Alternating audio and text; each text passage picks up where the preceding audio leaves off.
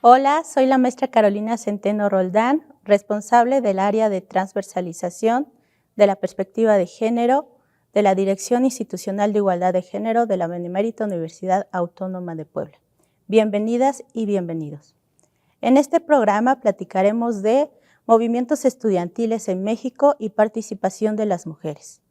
En la UAP trabajamos por una universidad libre de violencia y discriminación.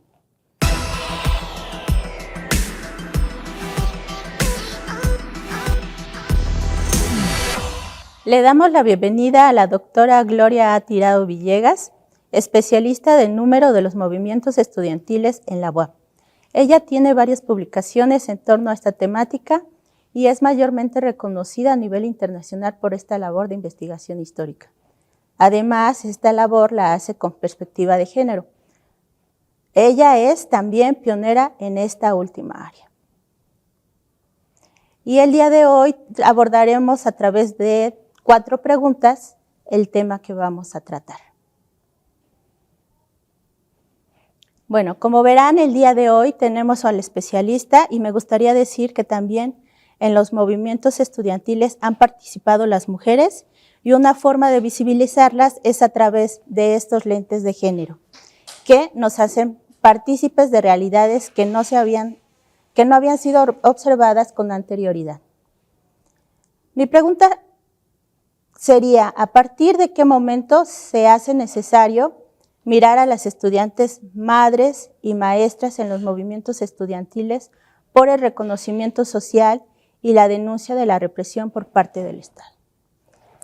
Bueno, hay un momento esencial, porque a pesar de que el libro de Elena Poniatowska, La noche de Tlatelolco, menciona a varias participantes, entrevistó a participantes incluso del Consejo Nacional de Huelga, y a madres de familia y a mujeres que participaron en la coalición de maestros, esa visibilidad no se dio porque todos los periodistas y todos fueron a entrevistar a los estudiantes y mucho más a los del Consejo Nacional de Huelga y todavía más a los que habían estado en la cárcel de Lecumberri.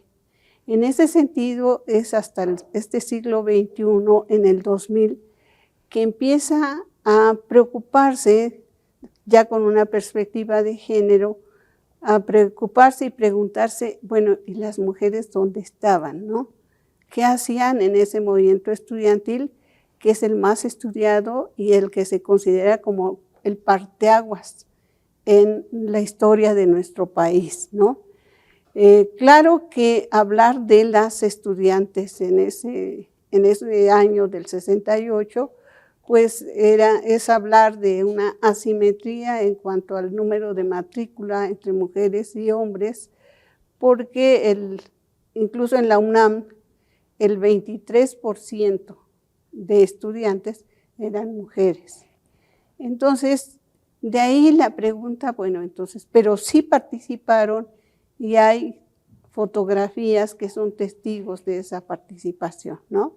Y con motivo de los 50 años del 68, pues salieron en muchos conversatorios, muchos testimonios donde las que eran jóvenes en aquel entonces participaron y hablaron de cómo participar.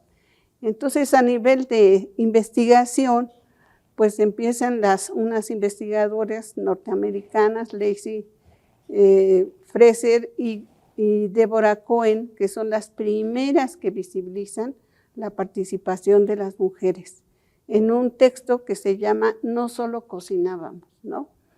Pero después, pues yo también retomé esa pregunta, ¿dónde estaban las mujeres?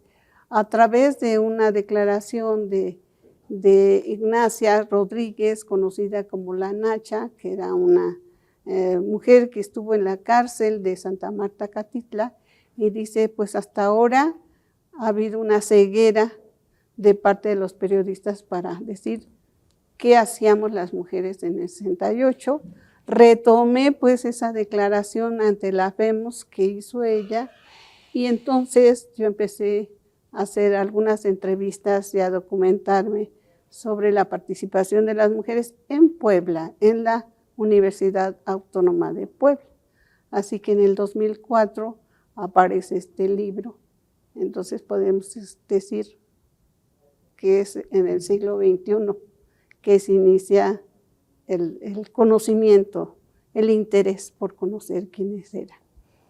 Sí. Esto que nos señala sobre no solo cocinábamos, es una forma de reclamo sobre que efectivamente ellas estaban también estudiando y ejerciendo sus carreras, ¿no? Me imagino que en ese sentido lo coloca, ¿no? Sí, y en el sentido de que algunos testimonios que se dieron, se veía como que, bueno, las chicas se quedaban a hacer la comida, las tortas, etcétera, y los otros se iban de brigada.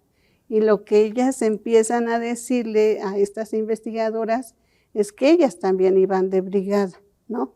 Entonces, esta participación en las brigadas fue muy importante, porque es la primera, digamos, las primeras experiencias de las mujeres de hablar en público, tomar los camiones, tratar de que el pueblo, ¿verdad?, entienda qué es lo que está pasando para decir, miren, lo que sale en las noticias no es cierto, no es así, es de esta manera. Y además, pues sí, de paso, pues sí, hacían tortas o llevaban la comida, no solo para los compañeros, sino para ellas también. Entonces, eso demuestra que ellas tuvieron, y les demuestra a ellas que tenían una igualdad, que eran tan capaces de ser líderes como sus compañeros, tan capaces de hablar.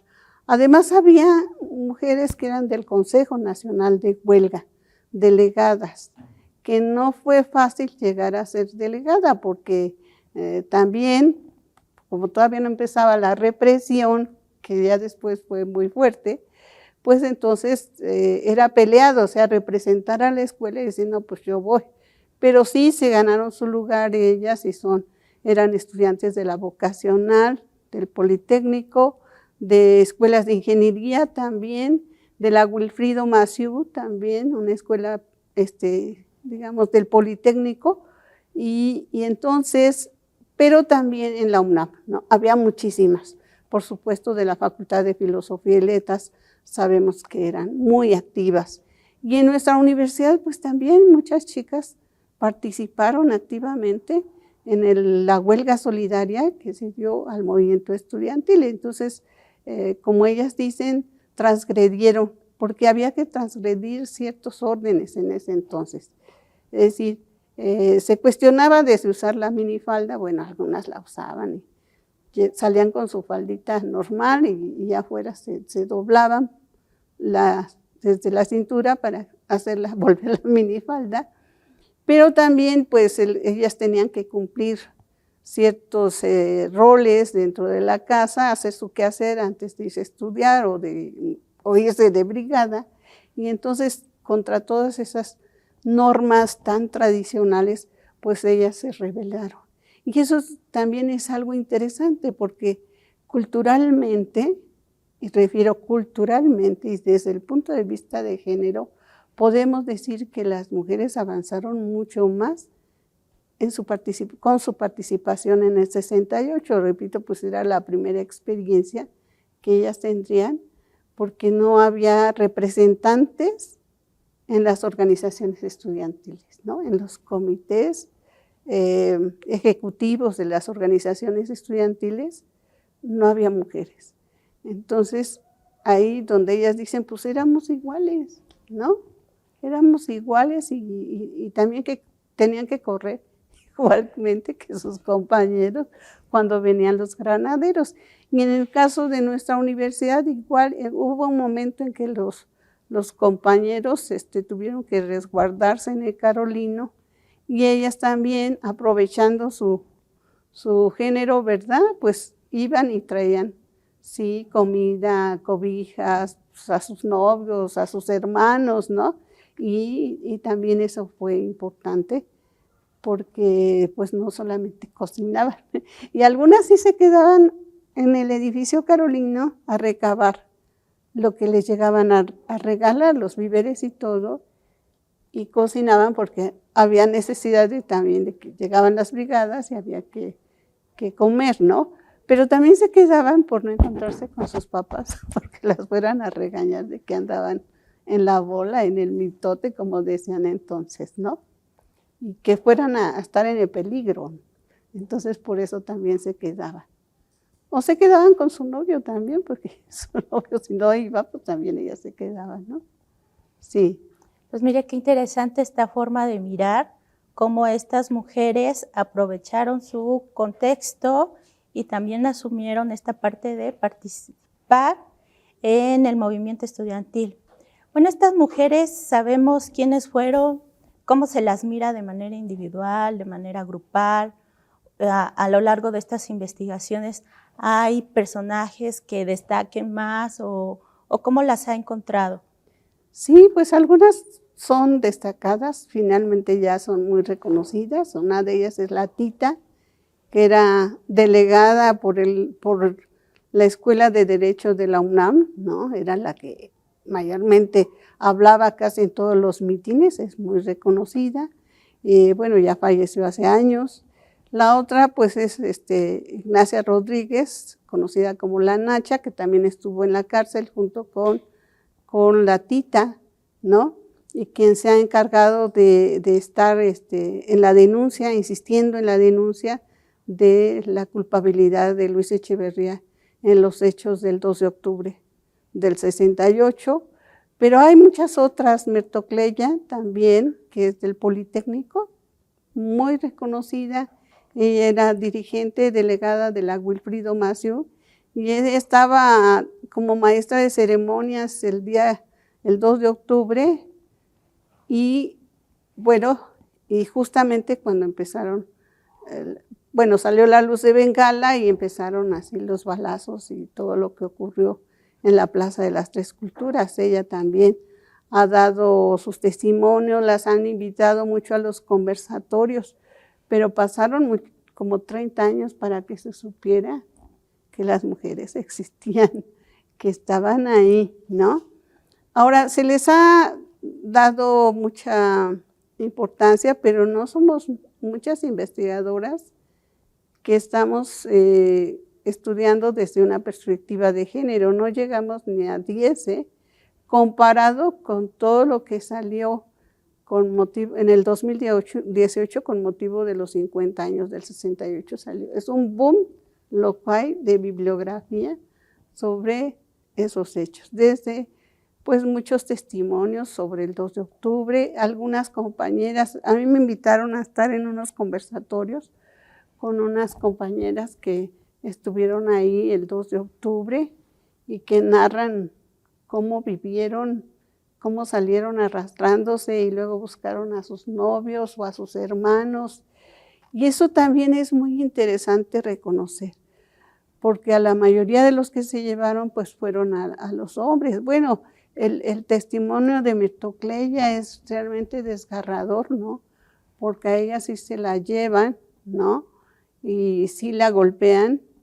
Y afortunadamente, bueno, cuando está, como tenía un balazo, afortunadamente cuando están ya en un lugar que la iban a atender, entonces una enfermera le dijo, ¿sabes qué? Salte porque si no te vayan a hacer algo. Y entonces ya la sacó y dicen, bueno, me salí como loca, ¿verdad? Con una bata ahí, y me salí corriendo, ensangrentada. Y así se fue. Y realmente son testimonios muy desgarradores para los que estuvieron ahí el 2 de octubre o las que estuvieron, las y los, el 10 de junio de 1971, que ya cumplió 50 años el año pasado, y en unos días estaremos en el 10 de junio del 71. Entonces, hay que verlas en lo individual, porque tienen sus trayectorias, de dónde surgieron, dónde llegaron. Muchas chicas que participaron en la Ciudad de México pues eran de provincia, entonces también es una experiencia de una gran ciudad, una ciudad enorme. Ya desde ahí es una experiencia tremenda. La misma Nacha pues era de Tasco Guerrero, entonces llegar ahí y encontrarse con un mundo muy, muy grande y luego pues y aparte de poderse perder en esas calles que no conocían, pues también salvarse, ¿no? Salvarse, y es desgarrador, repito, lo que cuentan en esas experiencias, ¿no? De cómo correr. Entonces hay que ver en su recorrido individual para entender lo que hicieron y verlas en conjunto, porque en conjunto se puede ver sus grandes avances. Y en esta idea de las experiencias que viven mujeres al llegar a la ciudad, me imagino como estudiantes, bueno, ahora un mundo completamente diferente, pero también seguimos, la UAP sigue recibiendo estudiantes que vienen de fuera, que es tan importante a través de esta universidad que mantengamos apoyos para ellas y que ellas sepan que están abiertos espacios como la Dirección Institucional de Igualdad de Género, donde pueden pedir apoyo, donde podemos canalizarlas, porque como dice, o sea, hay espacios o lugares en donde por la misma densidad o por que no conocen el lugar, donde se podrían perder. Entonces, creo que también esa lucha que se hizo en el 68 nos permite repensarnos en el presente y seguir abonando este ejercicio de proteger a los estudiantes, de cuidar y de mirar también cuáles son sus exigencias. Bueno, desde la experiencia de la academia me gustaría preguntar esto. Los movimientos estudiantiles y esas demandas modificaron la vida de las universitarias, se lograron algunos derechos, se sumaron algunas demandas. ¿Qué se puede percibir en esta distancia histórica entre 1968 y el 2022? Pues muchas diferencias y muchos avances, ¿no? Depende cómo se quiera mirar lo que sucedió, ¿no? En 68 el número de mujeres que estudiaban era el 23% en la UNAM, aquí en la UAP teníamos el 17%, en 71 pues ya tenemos 13,000 y tantos estudiantes y ya en nuestra universidad tenemos un 24,5% de mujeres, ¿no? Esa es una gran diferencia porque ahora si vemos en los anuarios estadísticos, pues casi el 51% de la población de la matrícula es femenina, ¿no? Dices, wow, quizá las jóvenes ahora piensen que esto fue así, que siempre fue así. Si miramos también hacia en aquel entonces, pues hay muchas inquietudes de las chicas por estar en un club de cine, por participar en un círculo de estudio que las llevan a conocer otras ideologías. Además, la Revolución Cubana está presente, el antiimperialismo está presente en contra de Vietnam, y muchas chicas también querían conocer la Revolución China, qué pasa, cómo viven las mujeres cubanas, las rusas, las chinas, muchas inquietudes que se están cruzando, y eso va a alimentar su participación un poquito posterior en el feminismo, ¿no? El feminismo no surge ahí en 68, sino ya había surgido, ya había antecedentes, había algunas profesoras de la Facultad de Filosofía y Letras que se decían feministas, pero entonces empiezan a leer en estos círculos de estudio, pues a leer a Simone de Beauvoir, que ya tenía años de haber salido su libro, pero hay diversas inquietudes, digo, que se van a encontrar, ¿verdad? Y esto va a ser muy positivo porque se va a formar una masa muy crítica no solamente al gobierno, la que había hecho, a la represión que se había dado, una lucha por las libertades democráticas, pero también una lucha por tener mejor condiciones como mujeres. A nivel mundial, los años 70 están marcados por el acceso de las mujeres a la educación superior, ¿sí? Es un proceso que se empieza a dar y que efectivamente se ve en lo que sucede en las universidades de nuestro país, ¿no? Hay más mujeres que desean estudiar Y precisamente esta experiencia del 68, que también fue romper con esta dinámica de que los papás decían, esta carrera no puedes estudiarla porque es de hombres, ¿quién te va a querer si estudias Derecho? ¿Quién se va a querer casar con un ingeniero, no? Pues esa dinámica se rompe, desaparece. Es decir, yo voy a estudiar esto porque yo quiero. Quizá todavía hay algunas familias en donde se sigue dando estas ideas tan tradicionales, ¿no? Pero digamos, esa masa crítica del movimiento estudiantil sale con todas estas ideas de transformar el mundo, sobre todo eso, transformar el mundo a nivel, pues hay muchas ideas en ese momento, ¿no? O sea, por un lado, derrotar el imperialismo, es decir, bueno, mujeres que querían transformar el mundo, pero que era imposible, ¿no? Era así, como las utopías, los sueños por los cuales ellas estaban, ¿no? Y entonces esto fue excelente en ese sentido que yo digo, avanzaron mucho más rápido que sus compañeros, que los varones, porque los varones se quedaban solamente en la lucha por las libertades democráticas, porque salieran los presos políticos, porque no hubiera más represión, y se vuelven a enfrentar con el 71, que fue una represión brutal, ¿no? Pero las mujeres fueron más allá, es decir, luchar por tener esos espacios de representación estudiantil, consejeras universitarias. En nuestra universidad solamente, en 68 solamente estaba una consejera universitaria, que era la doctora Rosa María Barrientos Granda. Bueno, hoy doctora. En aquel entonces era estudiante de historia, ¿no? De filosofía y letras. Pero después pues hay que luchar por ser consejeras universitarias, luchar con los nacientes sindicatos. Ya en 72, 73 ya se habla de crear los sindicatos universitarios, y ya las mujeres dicen, pues yo quiero estar en el comité ejecutivo.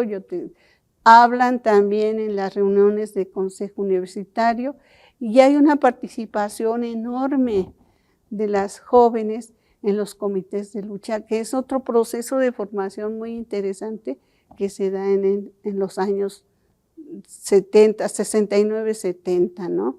Que es la participación en los comités de lucha, que es lo que va a terminar de formarlas. Entonces ya está el cine club, donde hay que ir a hacer crítica y qué tipo de películas hay que pasar y todo eso, o los módulos de atención que ponían las y los estudiantes de manera gratis, es decir, de odontología, de medicina, y porque hay un compromiso social, es decir, la universidad debe tener un compromiso con el pueblo, ¿no? Los universitarios son hijos del pueblo, y entonces se deben al pueblo, ¿no? Y atenderlos, o también jornadas de alfabetización. Entonces es un proceso muy interesante que nutre, ¿no? Que nutre la participación de las mujeres, ¿no? Bueno, estamos llegando ya al final de este programa, y quiero agradecer la compañía, su compañía, tan agradable plática, y seguramente esperemos una segunda entrevista, porque creo que tenemos también algunas dudas. Pero bueno, muchas gracias por mirar esta plática del día de hoy, y hasta pronto.